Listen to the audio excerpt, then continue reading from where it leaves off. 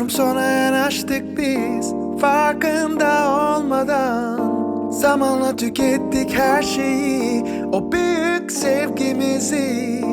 Biliyorum sevgilim, bunlar çok zor zamanlar.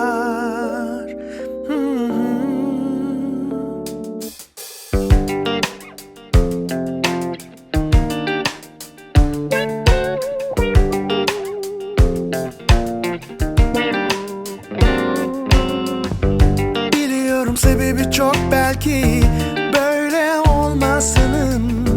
Her şey üst üste geldi sanki, ne kadar zamansızca. Biliyorum sevgilim, bunlar çok zor zamanlar. Geçer bunlar zamanla, yeter ki inan sen bana. Zor zamanlar engel olmasın sevgine. Zaman düzeltir her şeyi, yeter ki sen inan bana.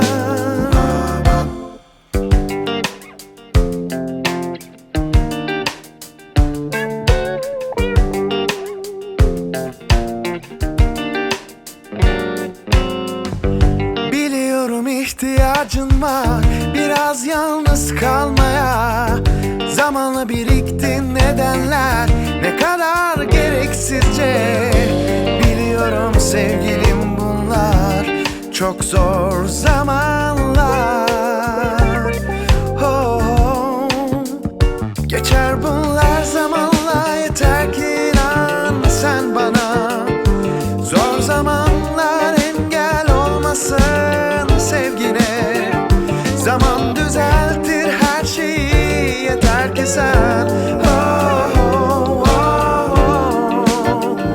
inan bana.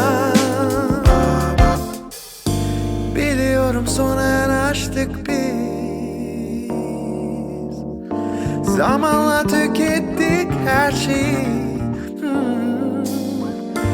Biliyorum sevgilim, bunlar çok zor zamanlar. Geçer bunlar zamanla, yeter ki inan sen bana. Zor zamanlar engel olmasın sevgine. Zaman düzeltir her şeyi, yeter ki sen inan bana. Geçer bunlar zamanla, yeter ki inan sen bana.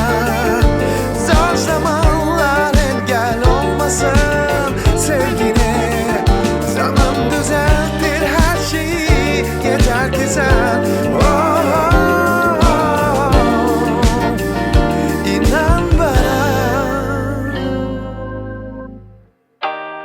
Biliyorum zor